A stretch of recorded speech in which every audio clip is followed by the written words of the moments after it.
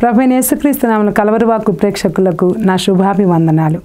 ఈనాటి అంశంలో ప్రార్థన పట్టుదల ఎలాంటిది, ప్రార్థనలో పట్టుదల ఉంటే మన జీవితం ఎలా ఉంటుంది అనిలో రోమీయులకు రాసిన పత్రికలో 12వ అధ్యాయం 11, 12, 13, 14, 15 వచనాల్లో మనం చదివితే చూడండి, ఇక్కడ ప్రార్థనలో పట్టుదల. దానికంటే ముందు మనం కొంచెం ముందుకెళ్తే ఇంకా మనం కొన్ని విషయాలు ధ్యానించుకోవచ్చు. 9వ వచనంలో అంటాడు, మీ ప్రేమ నిష్కపటమైనదై ఉండవలను, చెడ్డదాన్ని నసహించుకుని మంచిదాన్ని హత్తుకుని ఉండుడి. మనం ప్రార్థనలో ఆసక్తి కలిగి ఉండాలంటే, మనం ప్రేమలో ఎలా ఉండాలంటే నిష్కపటంగా ఉండాలంట. అంటే ప్రేమలో కల్మషమైన ప్రేమలు ఉన్నాయనే కదా ఈ వాక్యం సెలవిస్తుంది. చూడండి, ఇక్కడ కల్మషమైన ప్రేమలు ఉండటం వల్ల ఏమవుతుంది? మోసగించబడతాం, ఇతరులను మోసగిస్తాం, మనం మోసగించబడతాం. చెడ్డదాన్ని అసహించుకుని మంచిదాన్ని హత్తుకుని ఉండి, చెడ్డదాన్ని అసహించుకోవాలంట, మంచిదాన్ని హత్తుకోవాలంట, స్నేహితుడిని హత్తుకున్నట్టు. చూసారా, మంచి విషయాలు హత్తుకోవాలంట. సహోదర ప్రేమ విషయంలో ఒకని యందు ఒకడు అనురాగం కలిగిన వారై, ఇప్పుడు అంటాడు ఎట్లా ఉండాలనేది. ఘనత విషయంలో ఒకరికొకడు గొప్పగా ఎంచుకునుడి.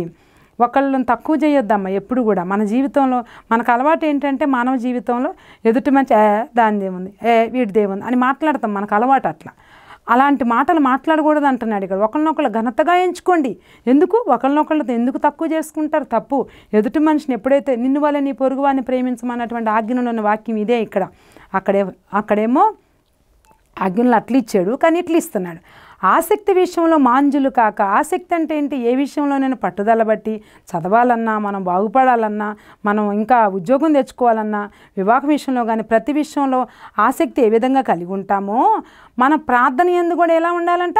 ఆసక్తి కలిగి ఉండాలి. ఆత్మ యందు తీవ్రత గలవారే ప్రభుని సేవించుడి కదా. అప్పుడు ఇక్కడ ఏమంటున్నాడు? దానివల్ల మనకేం జరుగుతుంది? నిరీక్షణ గలవారే సంతోషించచ్చు. మన జీవితంలో ఒక నిరీక్షణ ఉండాలి.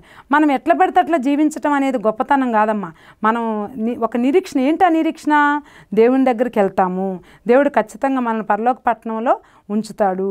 ఉంచాలి అంటే మన జీవితంలో ఈ చెడు అలవాట్లన్నీ మానుకోవాలి. కాబట్టి పరిశుద్ధుల గుంపులో ఎత్తబడాలి అనే ఒక నిరీక్షణ మనకు ఉండాలి. సంతోషించాలి. శ్రమయందు ఓర్పు. అమ్మా, మన జీవితంలో మనకు అనేకమైన శ్రమలు వస్తాయి.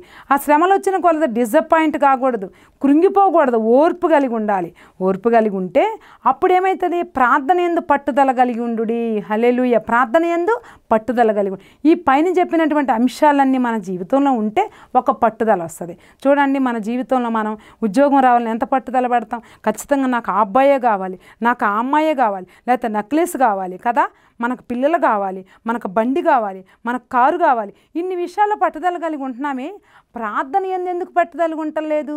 ప్రార్థన ఎందు ఆసక్తికి ఎందుకు ఉండలేదు? ప్రార్థన ఎందుకు మనం నిరామయంగా ఎందుకు ఉంటున్నాం? దేవుడు మన ప్రార్థనలు విని జవాబిచ్చే దేవుడు కదా. దేవుడు ఎప్పుడైనా కూడా మన ప్రార్థనలు విని జవాబు ఇవ్వకుండా ఉన్నాడా? లేదు కదా. మన ఇశ్రాయేలు జనాంగాన్ని గమనిస్తే ఎన్ని విషయాల్లో దేవుడు మరి వాళ్ళ యొక్క ప్రార్థన ఆలకించి అనేకమైన మాంసాన్ని ఇచ్చాడు, నీళ్ళు ఇచ్చాడు, పుర్రెలు పిట్టల్ని ఇచ్చాడు, మన్నాను కురిపించాడు. మనం పాట పాడుతున్నాం, మన్నాను కురిపించాను అని పాడతలేదా మనం? మరి అవన్నీ అద్భుత కార్యాలు చూస్తున్నాం కదా. మరి మనకి ఎందుకు పట్టుదల ఉండట్లేదు? మనం ఎందుకు ప్రార్థన ఎందు ఆసక్తి కలిగి ఉండట్లేదు? అందుకనే మళ్ళీ చూడండి, ఇక్కడ ఎఫెసీయులకు రాసిన పత్రికలో 5వ అధ్యాయంలో 17వ వచనంలో మనం ప్రార్థన ఎందు ఆసక్తి కలిగి ఉండాలంటే ఏమేమి వదులుకోవాలి? మరియు మద్యముతో మత్తులై ఉండకూడదు. ప్రార్థన ఎందు చూడండి, మత్తురాలైన హన్నా మత్తురాలైందని ఏలియా గుర్తు అన్నాడు కదా. అట్లాంటి మత్తుదనం కలిగి ఉండాలి. దేనిలో? ప్రార్థనలో ఆసక్తి కలిగి ఉంటే మత్తత్వం వస్తుంది. ఆ మత్తులో మనం దేవుణ్ణి ఎలా ఉంటాం? దేవుణ్ణి కలిగి ఉంటాం. మన యొక్క అవసరతలన్నీ దేవుని దగ్గర నుంచి పొందుకుంటాం. దానిలో దుర్వ్యాపారము కలదు. అయితే ఆత్మపూర్ణులైనది చూడనమ్మ, మద్యముతో మత్తులై ఉంటే దుర్వ్యాపారం అయిపోతుందంట. అది చెడ్డ వ్యాపారం. దుర్వ్యాపారం అంటే చెడ్డ వ్యాపారం.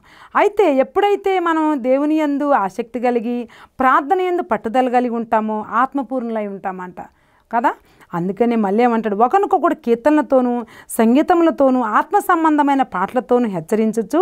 మరి దావీదు వాలే మన పాట పాడు. దావీదు వాలే నాట్యమాడి తండ్రిని స్తుతించెదము, దావీదు వాలే నాట్యమాడి తండ్రిని స్తుతించెదము. దేవా స్తోత్రముల్, యేసయ్యా స్తోత్రముల్, యేసయ్యా స్తోత్రముల్ అని పాడతాం కదా. అందుకని ఆత్మ సంబంధమైన పాటలతో హెచ్చరించచ్చు. మీ హృదయంలో ప్రభుని గూర్చి పాడుచూ కీర్తించాలి, దేవుని గూర్చి పాటలు పాడాలంట. ఎప్పుడు ఆయన పాటలే మన నోట్లో ఉండాలి, ఆయన మాటలే మన నోట్లో ఉండాలి. మన ప్రభుని యేసుక్రీస్తు పేరట సమస్తమైన వాటిని గురించి తండ్రి అయిన దేవునికి ఎల్లప్పుడూ ఏం చెల్లించాలండి? ఏం చెల్లించాలి? కృతజ్ఞతాస్తుతులు చెల్లించాలి. హల్లెలూయా, కృతజ్ఞతాస్తుతులు చెల్లించాలి. ఎప్పుడు చేసిన మేలు అప్పుడు మర్చిపోకూడదు, ఎప్పుడు చూపినటువంటి ప్రేమ అప్పుడు మర్చిపోకూడదు. ఎప్పుడు ఆయనకి మనం థ్యాంక్స్, ఎప్పుడు మనం ఆయనకి ఎప్పుడు థ్యాంక్ఫుల్గా ఉండాలి. క్రీస్తునందు భయముతో ఒకరినొకరు లోబడి ఉండి దేనికోసం మనం ఒకరినొకరు గౌరవించుకోవాలి. నిన్ను వలే నీ పొరుగు వారిని ప్రేమించుడి అంటున్నాను. ఎందుకు ప్రేమించుకోవాలి అంటే ఒకరినొకరు యోగ్యులుగా ఎంచుకోవాలి. ఎందుకు ఎంచుకోవాలి? ఒకళ్ళంటే ఒకళ్ళు, మన ముందు వాళ్ళని, మనకున్నటువంటి మన ఇరుగు పొరుగు వాళ్ళని యోగ్యులుగా ఎంచుకోవాలి. ఎందుకు ఎంచుకోవాలి అంటే దేవుని యందు భయభక్తులు కలిగి ఉంటే, దేవుని యందు లోబడి ఉంటే దేవుడే మనకు అటువంటి ప్రేమను కలుగు చేస్తాడు. అప్పుడే మనం ఆత్మపూర్ణమై ఉంటాం, అప్పుడే మనం ప్రార్థన యందు ఆసక్తి కలిగి ఉంటాం, అప్పుడే ప్రార్థనలో పట్టుదల కలిగి ఉంటాం. ఎప్పుడైతే ప్రార్థన యందు పట్టుదల కలిగి ఉంటామో, ఎప్పుడైతే ప్రార్థనలో మనం ఆసక్తి కలిగి ఉంటామో మనం ఆత్మపూర్ణమై ఉంటాం. ఎప్పుడైతే ఆత్మపూర్ణమై ఉంటామో మన కోరికలన్నీ నెరవేరుతాయి. అందుకని నీ కోరికను సిద్ధింపజేసి నీ మనోవాంఛని ఫలింపజేయను కానీ అంటున్నాడు. అందుకని ఎప్పుడైనా కూడా ప్రియమైనటువంటి దేవుని బిడ్డలారా, వాక్యం వినడం కాదు, చదవడం కాదు, చెప్పడం కాదు, ఇవన్నీ ఆలోచించుకోవటం కాదు, ఎప్పుడైనా ప్రార్థన యందు ఆసక్తి కలిగి ఉండడానికి మనం ప్రయత్నం చేయాలి. అటువంటి ప్రయత్నంలో దేవుడు మనకి మంచి సఫలతనిస్తాడు. ఆ సఫలతని ఇవ్వాలంటే ముందు మనం మంచి ప్రార్థనాశక్తి కలిగి ఉండటానికి దేవుడు తన కృపా సహాయం మనకు కలుగు చేయనుగాక. ఆమేన్. ప్రార్థన చేసుకుందాం. పరిశుద్ధమైన తండ్రి, ప్రేమగల నాయన, కృపగల దేవ, కరుణగల దేవ, ఇదిగో ప్రభా ఈనాటి వాక్యంలో మీరు తోడుగున్నారు ప్రభా. మేము ఆత్మపూర్ణంగా ఉండాలంటే ప్రార్థన ఆసక్తి కలిగి ఉండాలి. ప్రార్థన ఆసక్తి కలిగి ఉండాలంటే ప్రభా మద్యమును మర్చిపోవాలి, దుర్వ్యాపారాలు మర్చిపోవాలి. నా తండ్రి, ఈ లోకంలో మాకున్నటువంటి దుర్వ్యాపారాలన్నీ వదులుకోవాలి. నా దేవా, నా తండ్రి, ఎప్పుడు కూడా ఒకరినొకరు గౌరవించుకోవాలి, ఒకరికంటే ఒకరు యోగ్యులుగా ఎంచుకోవాలి, ఒకరినొకరు ప్రేమ కలిగి ఉండాలి. అలా మేము ఎప్పుడైతే మేము ఉంటామో దేవా నా తండ్రి, అప్పుడే మా జీవితం పరిపూర్ణమైన జీవితంగా మార్చబడుతుంది. సంగీతములతోనూ కీర్తనలతోనూ మిమ్మల్ని స్తుతించే అటువంటి ఆశీర్వాదం మాకు దయచేయమని నీ చేతులకు అప్పచెప్పుకుంటూ ప్రార్థన పట్టుదల కలిగి ఉంటాకు కావాల్సిన ప్రతి దీవెన మాకు దయచేయమని మా ప్రభువైన యేసుక్రీస్తు ద్వారా బ్రతినాడుకుంటూ వేడుకుంటున్నాము తండ్రి. ఆమేన్.